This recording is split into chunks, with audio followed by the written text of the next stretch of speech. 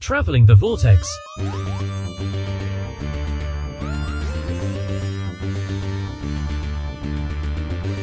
We're traveling the Vortex and landed in ancient Greece. I'm Glenn, and we're continuing our coverage of the Circuit Breaker cross-media event with the second major entry, Circuit Breaker, Adversary of the Daleks, the new comic from Titan. Well, this one's interesting not just because it's a Dalek story, but because it's the first Dalek story for the Fugitive Doctor. And that alone gives this issue a very different flavor from the usual Daleks show up, everyone panics, and the Doctor knows exactly what to do formula. Let's dive into the summary of the story, and I will warn you, this will contain spoilers.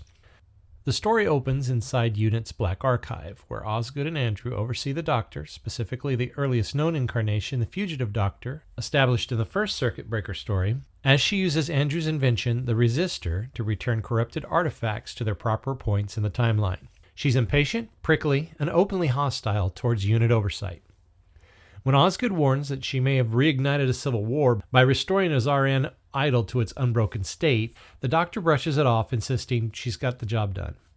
Tensions build until Osgood calls her a coward, prompting the Doctor to declare sharply, "I am the Doctor, and if I don't fit your sweet little memories, that does not make me any less the Doctor."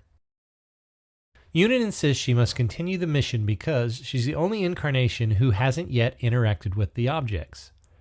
Reluctantly, she takes the next item, a Dalek gunstick, despite not knowing what a Dalek is. She travels in the TARDIS and lands in ancient Greece, wandering through markets and temples while trying to determine where the object belongs. She encounters locals preparing offerings for the gods, learning that the people are terrified into giving away most of their food.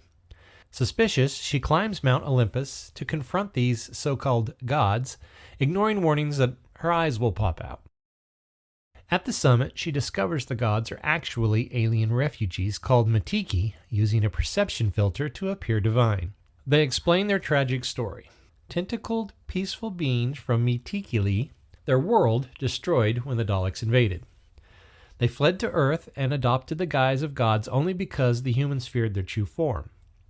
They also reveal that the Daleks are searching for them, and the Doctor's destruction of their perception filter has exposed their location. A Dalek scout is already on the way. The Doctor insists she can reason with the Dalek despite the Matiki's horror. She helps the Greeks and the Matiki build a wooden decoy Dalek shell, a Trojan horse-style trick, using the repaired perception filter to fool the incoming scout. While the others hide inside the wooden construct, the Doctor stays outside, determined to have a little chat. When the Doctor arrives, he pretends to be an ally guarding a wounded comrade, trying to coax out its motives. The Dalek repeats its doctrine.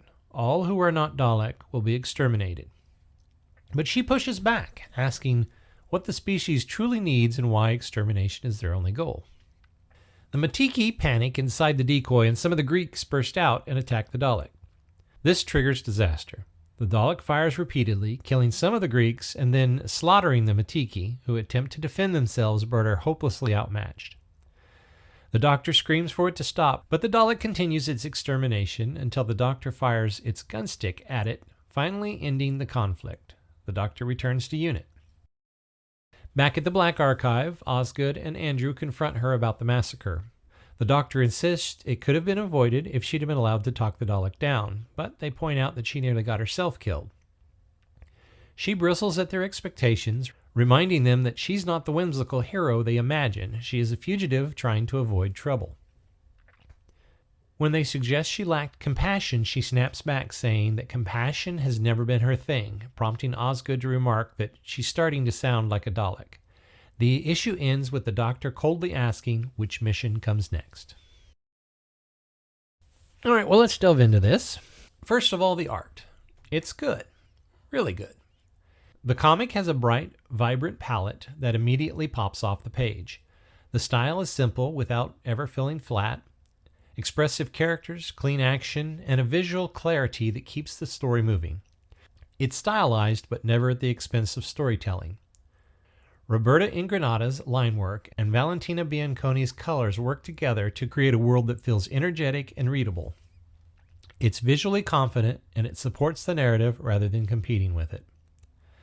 Next, the story.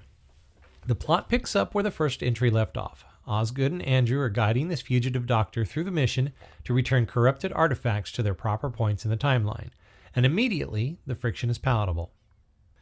This doctor does not get along with Osgood. She's impatient and hostile towards unit oversight. She's not the whimsical hero Osgood idolizes. She's a fugitive, a survivor, someone who doesn't want to be here and doesn't pretend otherwise.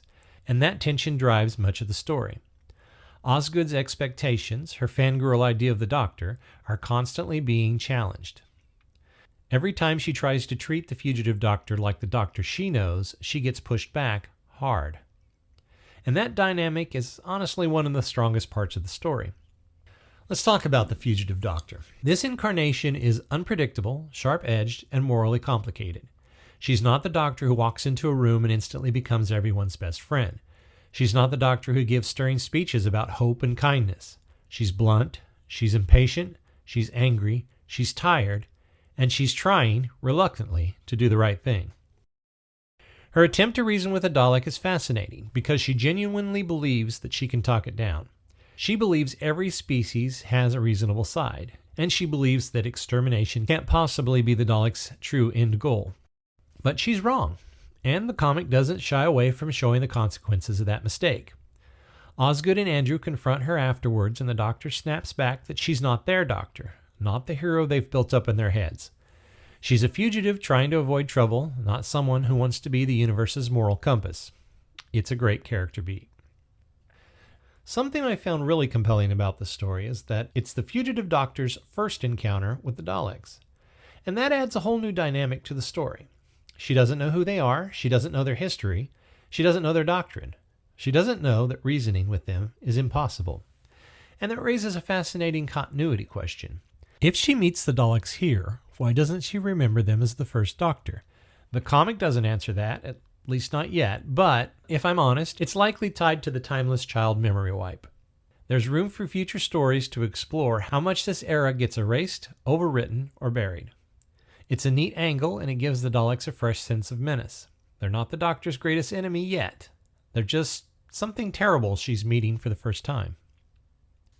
And this issue leans heavily into themes of expectations versus reality, especially Osgood's idolized version of the Doctor, identity, the Fugitive Doctor rejecting the myth built around her future selves, consequences, the Doctor's choices directly lead to tragedy, and first contact, both the Greeks meeting aliens and the Doctor meeting Daleks. It's not a triumphant story. It's not a hopeful story.